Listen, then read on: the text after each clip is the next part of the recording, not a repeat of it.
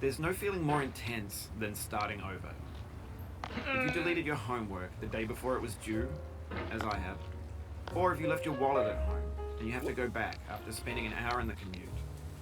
If you won some money at the casino and then put all your winnings on red but it came up black. If you got your best shirt dry cleaned before a wedding and then immediately dropped food on it. If you won an argument with a friend and then later discovered that they just returned to their original view. Starting over is harder than starting up. If you're not ready for that, like if you've already had a bad day, then what you're about to go through might be too much. Feel free to go away and come back. I'll be here. Alright, thanks for coming with me on this trip. I'll understand if you have to take a break at any point. Just find a safe place to stop and quit the game. Don't worry, I'll save your progress, always, even your mistakes. This game is a homage to a free game that came out in 2002, titled Sexy Hiking. The author of that game was Jazuo, a mysterious Czech designer who was known at the time as the father of B games. And B games are rough assemblages of found objects. Designers slap them together very quickly and freely, and they're often too rough and unfriendly to gain much of a following. They're built more for the joy of building them than as polished products. In a certain way, Sexy Hiking is the perfect embodiment of a B game. It's built almost entirely out of found and recycled parts, and it's one of the most unusual and unfriendly games of its time. In it, your task is simply to drag yourself up a mountain with a hammer. And that act of climbing, in the digital world or in real life, has certain essential properties that give the game its flavor. No amount of forward progress is guaranteed. Some cliffs are too sheer or too slippery. And the player is constantly, unremittingly in danger of falling and losing everything. Anyway, when you start Sexy Hiking, you're standing next to this dead tree that blocks the way to the entire rest of the game.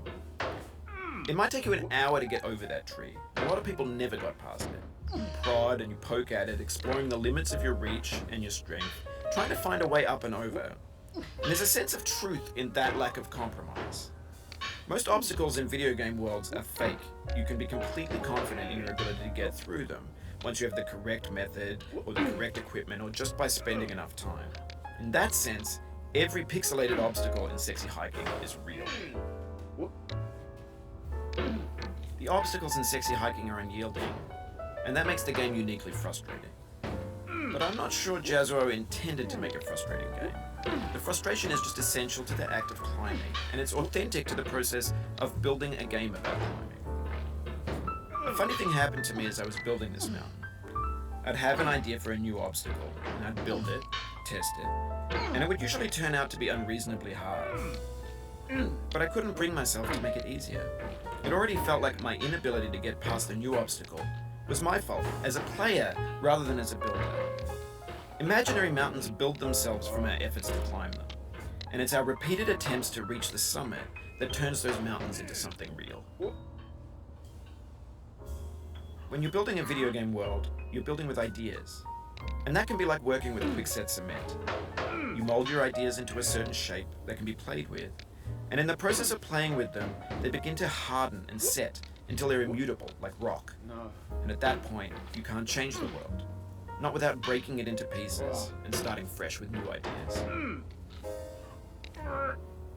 For years now, people have been predicting that games would soon be made out of prefabricated objects, bought in a store and assembled into a world.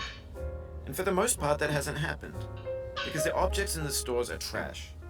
I don't mean they look bad or that they're badly made, although a lot of them are. I mean they're trash in the way that food becomes trash as soon as you put it in the sink. Things are made to be consumed and used in a certain context, and once the moment is gone, they transform into garbage. In the context of technology, those moments pass by in seconds. Over time, we've poured more and more refuse into this vast digital landfill that we call the internet. It now vastly outnumbers and outweighs the things that are fresh and untainted and unused. When everything around us is cultural trash, trash becomes the new medium, the lingua franca of the digital age. And you can build culture out of trash, but only trash culture. B games, B movies, B music, B philosophy. Maybe this is what digital culture is. A monstrous mountain of trash, the ash heap of creativity's fountain. A landfill with everything we ever thought of in it. Grand, infinite, and unsorted. There's 3D models of breakfast, Gen X's fanfic novels, scan magazines, green screen Shia LaBeouf, banned snuff scenes on Live League. Facebook's got lifelike bots with unbranded adverts and candid shots of Kanye and Taylor Swift mashups, car crash epic failed GIFs, Russian dashcam vids, discussions of McRibs, discarded, forgotten, unrecycled, muddled, rotten, untitled. Everything's fresh for about 6 seconds, until some newer thing beckons, and we hit refresh. And there's years of persevering, disappearing into the pile, out of style, out of sight. No. In this context, it's tempting to make friendly content that's gentle, that lets you churn through it but not earn it. Why make something demanding if it just gets piled up in the landfill, filed in with the bland things? No.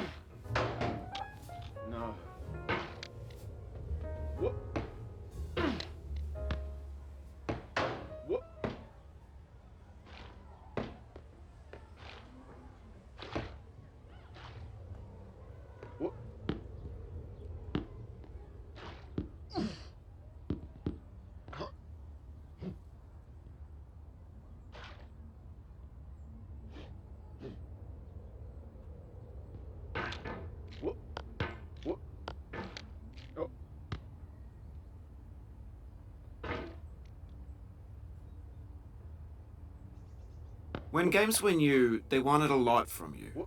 Daunting you, taunting you, resetting and delaying you. Players played stoically. Now everyone's turned off by that. They want to burn through it quickly, a quick fix for the fickle, some tricks for the clicks of the feckless. But that's not you, you're an acrobat. You could swallow a baseball bat. Now I know, most likely you're watching this on YouTube or Twitch, while some dude with 10 million views does it for you. Like a baby bird being fed chewed up food. That's culture too.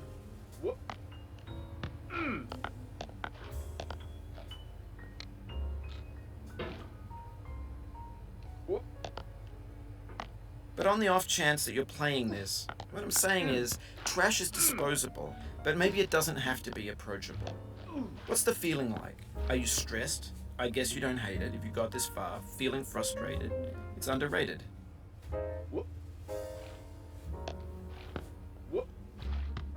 An orange is sweet, juicy fruit locked inside a bitter peel. That's not how I feel about a challenge. I only want the bitterness. It's coffee. It's grapefruit. It's licorice.